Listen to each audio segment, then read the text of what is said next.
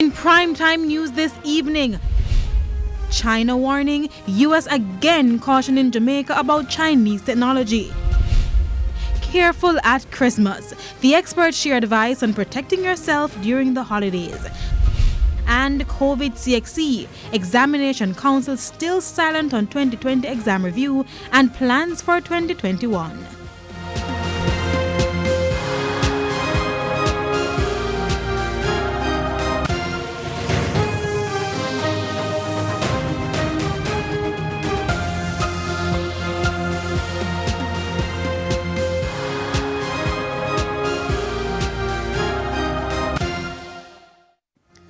Good evening and welcome to Primetime News, live on air and online at onespotmedia.com. I'm Herman Green. And I'm Janella Precious. Also this evening, the business day, sports commentary, E-Prime and weather. But before the break, the feedback question. Our feedback question this evening. What do you think about the ongoing impasse in the People's National Party? You can share comments online, facebook.com/television Jamaica and tweet us at Television Jam.